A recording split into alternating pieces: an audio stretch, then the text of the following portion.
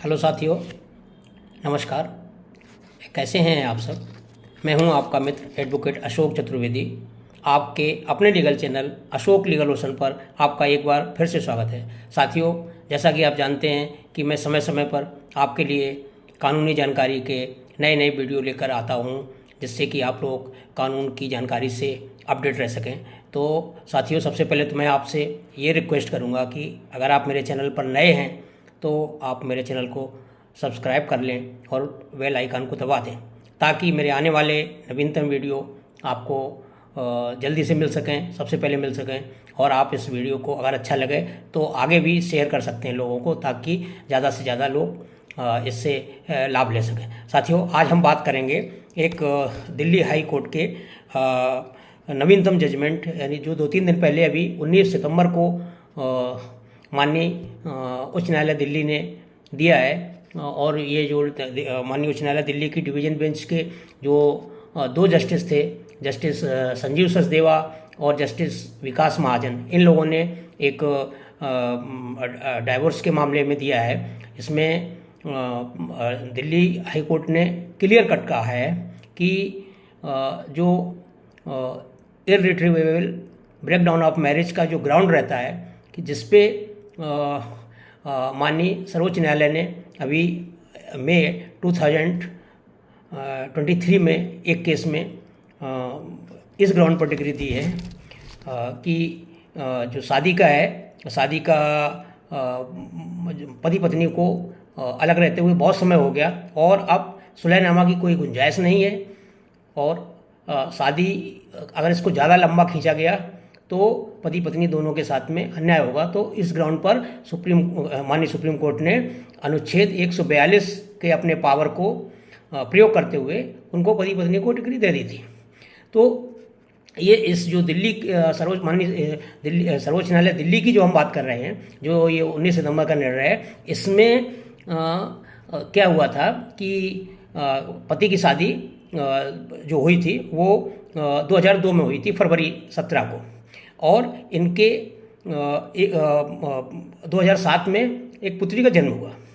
अब 2007 में पुत्री का जन्म होने के बाद पति ने मई 2011 में एक फैमिली कोर्ट द्वारका में डाइवोर्स की प्ली लगाई कि मेरी पत्नी मेरे साथ अत्याचार करती है और मेरे माँ बाप को, उन लोगों को मेरे साथ में नहीं रहना चाहती है, ये बोलती है कि नहीं अलग रहो।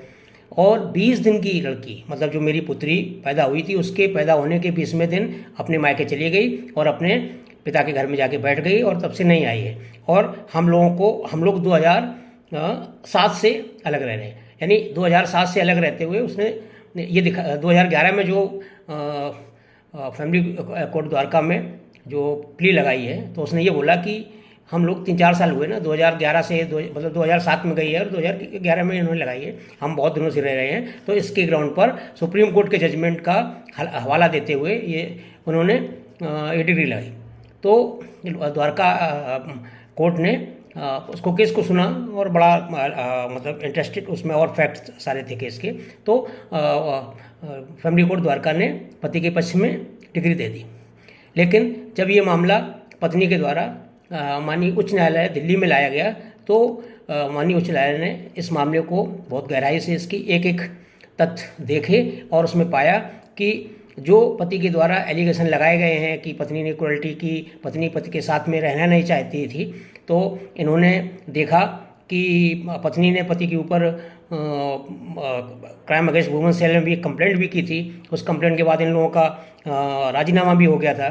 तो उस टाइम में पति ने बोला था कि ठीक है, मैं अपनी पत्नी को रख लूँगा। उसके बेस पे उसने वो अपनी जो एप्लीकेशन थी वापस ले ली थी। इसके बाद भी पति ने साथ में नहीं रखा। बहुत सारे ग्राउंड थे।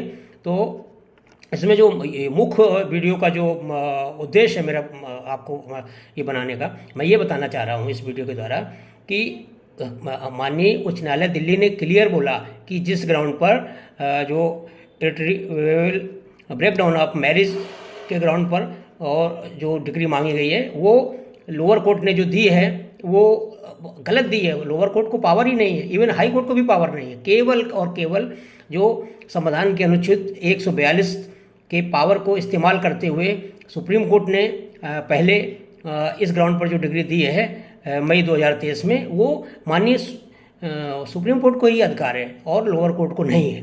तो यहाँ पर मैं आप लोगों की जो एक शंका है उसको दूर करना चाहता हूँ।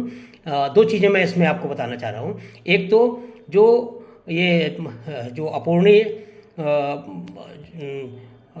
ब्रेकडाउन ऑफ मैरिज का जो मामला है, इस मामले में इस ग्राउंड पर अगर डिग्री कोई चाहता है तो डिग्री फैमिली कोर्ट या हाई कोर्ट नहीं दे सकता है।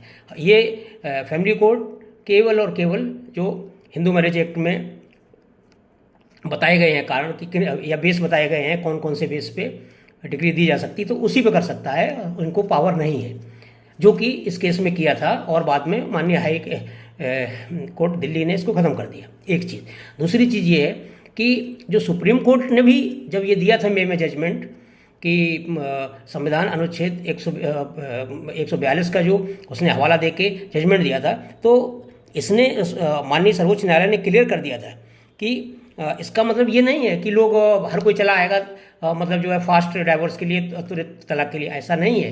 ये केवल और केवल माननीय सुप्रीम कोर्ट के विचार पर है, विचारण पर है और उनका विवेकाधिकार है। मतलब सुप्रीम कोर्ट से आप ऐसा नहीं कर सकते कि नहीं नहीं वो तो आपको मेरा अधिकार है कि कॉन्स्टिट्यूशन ऑफ इंडिया का जो 142 है इसके अंतर्गत आप मुझे डिग्री पारित करें। सुप्रीम कोर्ट से नहीं। सुप्रीम कोर्ट कहने का मतलब यह है कि सुप्रीम कोर्ट में इस टाइप से प्ली लेके नहीं जाया जा सकता है कि मेरा अधिकार है। हाँ, सुप्रीम कोर्ट के ऊपर विवेकाधिकार है कि सुप्रीम कोर्ट देखे कि आप शादी ये बचने वाली नहीं है और इसमें बहुत सारे जो पॉइंट रहते हैं उन पॉइंट को माननीय सुप्रीम कोर्ट ने कहा कि हमें देखना है कि दोनों बहुत दिनों से अगर अलग रह रहे हैं तो दोनों पक्षों की जो पीड़ा है उस पीड़ा को भी बहुत ज़्यादा लंबा खींचना ठीक नहीं रहेगा। और इसके लिए लेकिन ये केवल और केवल माननीय सुप्रीम कोर्ट की इच्छा पर है कि सुप्रीम कोर्ट उसको तथ्यों को अगर उस लायक पाती है तो डिग्री दे सकती है और नहीं तो नहीं दे सकती है। सुप्रीम कोर्ट ने इस मामले में जब दिया था ये मई 2023 में जजमेंट, तो इसमें क्लियर कर दिया था कि संविधान के अनुच्छेद 32 या 226 के अंतर्गत कोई रिट नहीं इसमें दायर की जा सकती है। तो मतलब यहाँ पर मैं दो बिंदु पे केवल आपको बात कर रहा हूँ कि इस टाइप से जो बहुत दिनों से पति और पत्नी अलग रह रहे हैं और इस ग्राउंड पर अगर वो तलाक चाहते हैं तो वो माननीय सुप्रीम कोर्ट को ही पावर है, वो दे सकता है और वो उसके विवेक पर निर्भर करता है। हाई कोर्ट और सुप्रीम कोर्ट को बिल्कुल ही इस ग्राउंड पर डिग्री देने का पावर नहीं है। ये केवल जो हिंदू मैरिज एक्ट में जो ग्राउंड बताए गए हैं उस ग्राउंड पर ही डिग्री प्रदान कर सकते हैं, अन्यथा नहीं। तो साथियों, मैं समझता हूँ कि ये जानकारी आपको अच्छी लगी होगी। अगर अच्छी लगी है तो आप मेरे वीडियो को लाइक कर दें और बेल आइकन को दबा दें तथा इसको आगे भी शेयर करें। बस आज के लिए इतना। अगली बार फिर नए वीडियो लेकर हम आपके समक्ष उपस्थित होंगे। तब तक के लिए जय हिंद।